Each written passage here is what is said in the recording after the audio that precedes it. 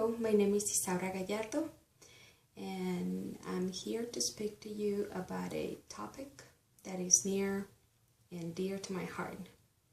It is the excessive use of force by our law enforcement departments throughout the country. I'm not an anti-police, rather I'm thankful for the work they do, but I'm very aware that this has been a trend of excessive force. Like any professional, I want what is best for my particular field, as I'm sure that the police wants the best for their profession.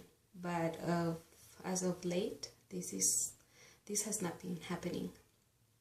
Of course, there has been a few bad apples in the line of work, but this goes beyond that. The excessive force goes to the route training and equipment given to the police. As reported by the Newsweek program 1033, was started in 1990.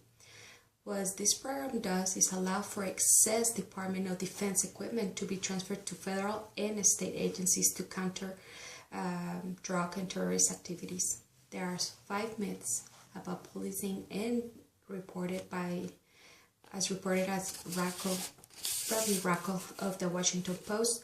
The proponents of this program argue, and number 1, that is necessary because the job of policing has become increasingly dangerous, and that is false. In 2013, 27 officers were killed in the line of duty, the lowest number in the past 50 years. Okay. Number 2, YouTube and cell phone cameras prove that cops are out of control. That is false. Today's police are better trained, and most mid-sized police departments have an internal affairs department and a citizen review board.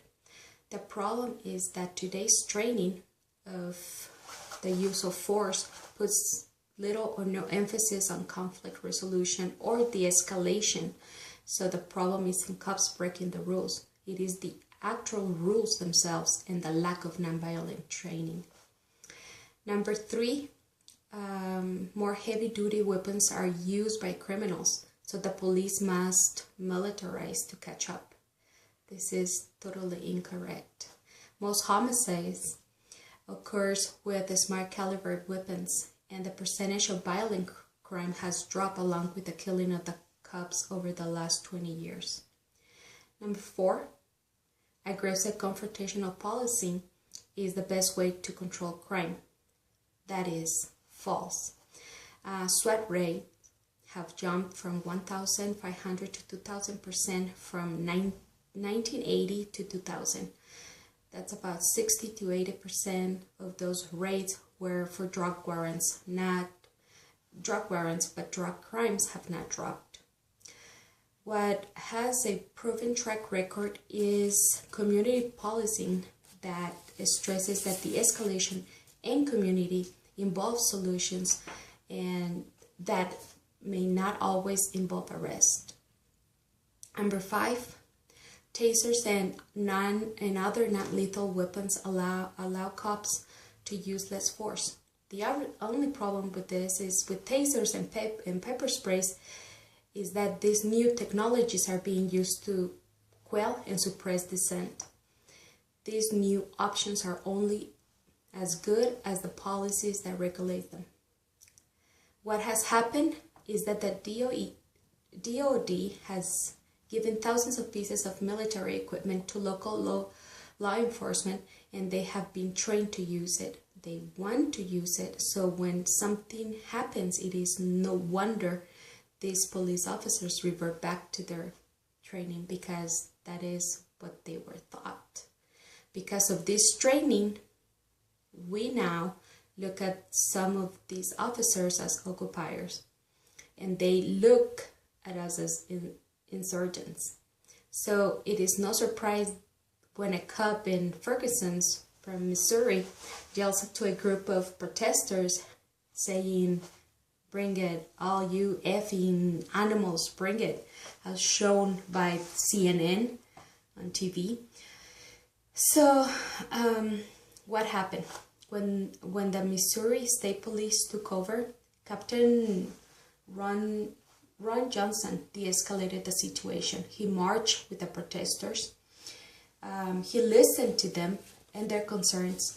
The state police actually secured the roads so the people could protest peacefully and tensions dropped.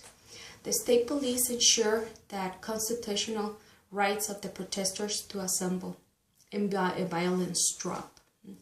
This will not have been possible if the police will have been allowed to control the sniper nest, scanning the crowd, or a cop pointing with a rifle at the people screaming, "I'm going to effing kill you." We do not need our streets and cities turning to Kabul, Afghanistan. We don't need peace officers looking at us like insurgents. And we do not need to feel like the professionals that have taken an oath to serve and protect us act like a controlling force.